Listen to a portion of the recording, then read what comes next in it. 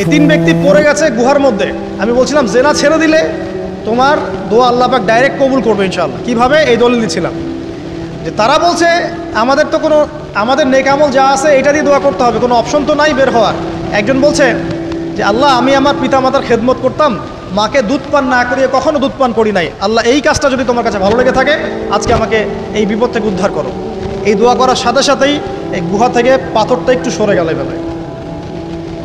আর জড়বস্তু আল্লাহ পাকের হুকুম মানে, আল্লাহ পাকের হুকুম মানে না খালি দুইটা শ্রেণীর মানুষ, এক হচ্ছে মানুষ আর একটা জিন জাতি। এই পুরো প্রকৃতি আল্লাহ পাকের হুকুম মেনে চলে। আর জড় বলতে আসলে কিছু নাই, যদি আমি বোঝানোর জন্য জড় বলেছি, আল্লাহ পাকের হুকুমে সব কিছু জীবন্ত। এই যে মাটিতে আমরা বসে আছি না এখন, এই মাটি কিয়ামতের মাঠে সাক্ষী দিবে যে এখানে মাহফিল হয়েছিল। হ্যাঁ, ওইখানে বসে তুমি টিকটক করেছো, লেকচার শুনো নাই ভালো করে। একটা মাহফিলে যাচ্ছিলাম, দেখলাম যে এখন স্টেজে উঠি নাই, ওই সুযোগে দেখলাম যুব সমাজ রাস্তার পাশে দাঁড়িয়ে সিগারেট খাচ্ছে, ব্রেক নিচ্ছে আর কি, চা সিগারেটের ব্রেক। হুজুর আসলে আলোচনা শুনবো। এখানে এসে যদি আমরা মানে কোরআন সুন্নাহর বাইরে কোনো কাজ করি, এই মাটি আবার সাক্ষী দিবে। এটা দলিল কোথায় আছে? সূরা জিলজাল পড়ে দেখবেন।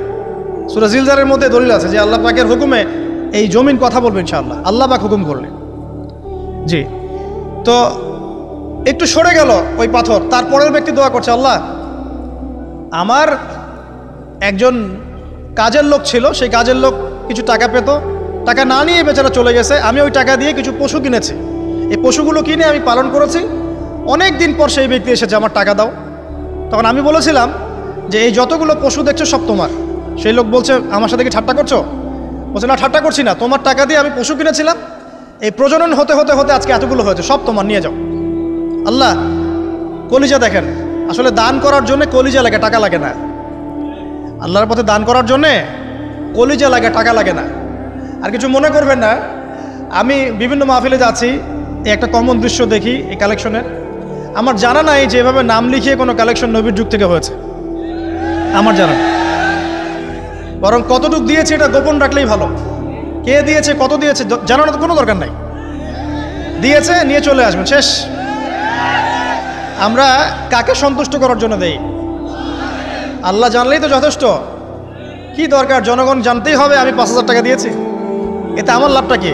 নেকি উল্টারও কমে গেল। উল্টা 7 শ্রেণীর মানুষ, একটা হাদিস আছে, 7 শ্রেণীর মানুষ কিয়ামতের মাঠে আরশের ছায়া পাবে। কিসের ছায়া পাবে? আরশের ছায়া, যে ছায়ার ছাড়া কোনো ছায়া থাকবে না। ওর মধ্যে এক শ্রেণী হচ্ছে ওই ব্যক্তি যে এত গোপনে দান করে, তার বাম হাত জানে না ডান হাত কি দান করছে। এই ব্যক্তি আরশের ছায়া পাবে ইনশাআল্লাহ। তো দুনিয়া যদি উদ্দেশ্য থাকে, নাম প্রকাশ করো, জাহির করার উদ্দেশ্য থাকে, বা যদি এমন হয় যে এখানে লৌকিকতা উদ্দেশ্য থাকে, নেকি নষ্ট হয়ে যেতে পারে, সুযোগ আছে, চান্স আছে। তো এই ট্রেডিশনগুলো বন্ধ করলে মনে হয় ভালো হয়। এটা আমার পরামর্শ, বাকি এটা বিবেচনা আপনাদের।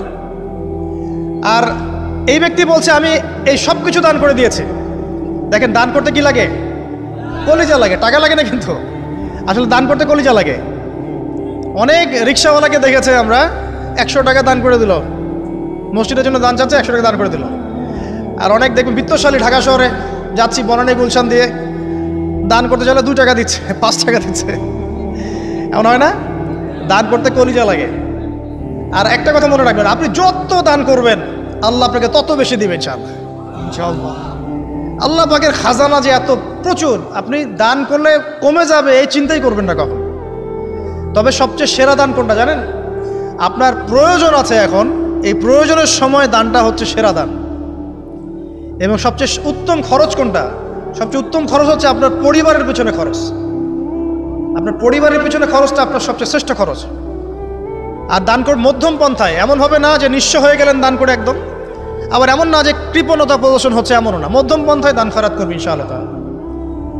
আর কিয়ামতের মাঠে মানুষ তার দানের ছায়ায় থাকবে ইনশাআল্লাহ। যে যত দান করবে ওই ছায়ার নিচে সে থাকবে। এই ব্যক্তি সব দান করে দিয়েছিল, যাও সব গরু ছাগল তোমার।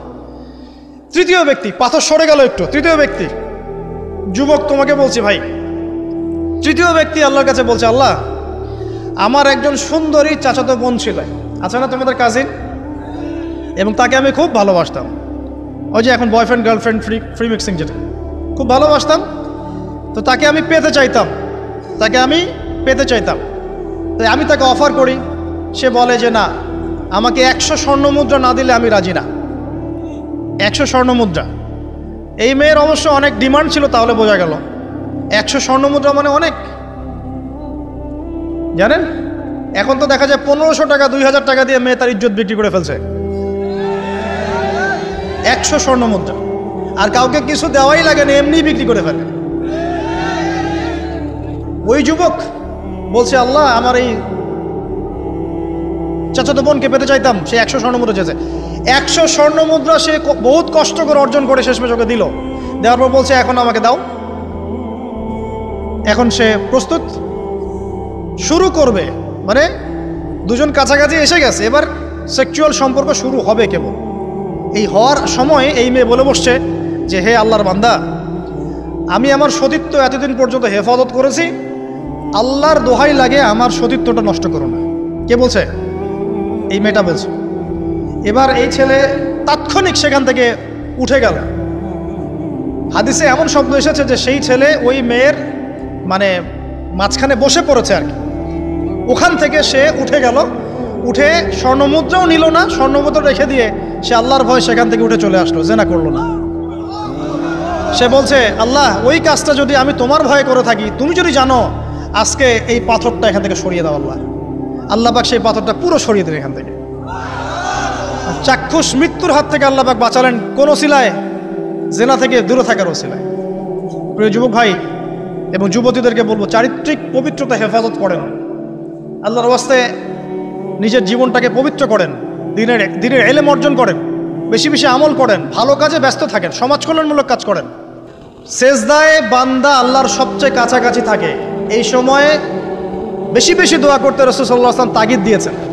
দোয়া করলে ডাইরেক্ট কবুল হবে ইনশাআল্লাহ। পিতা মাতার খেদমত করে দোয়া করেন, দোয়া কবুল হবে ইনশাআল্লাহ। এখন তো পিতা মাতার খেদমত মানুষ করতে চায় না।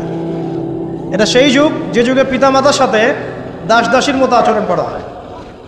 সন্তানরা ভুলে গেছো তোমরা যে তোমরাও একদিন পিতামাতা হবা। আমরাও কিন্তু একদিন পিতামাতা হব। মনে করেন শেষ রাতে উঠেছেন, মানে শেষ রাত বলতে বোঝাচ্ছি এই ধরেন যে 2টার পর থেকে, এখন 2টা 2:30টার পর থেকে নিয়ে ফজর পর্যন্ত শেষ রাতে উঠেছেন। এই সময় আপনি যা দোয়া করবেন ইনশাল্লাহ কবুল হবে। হ্যাঁ, বলতে বাধ্য হচ্ছি, এখনকার তরুণ সমাজ ওই 2টা 2:30টার দিকে ওই যে কার কার খেলা থাকে, ওই খেলাগুলো দেখার জন্য ওঠে, তাহাজ্জুদ পড়ার জন্য উঠতে পারে না।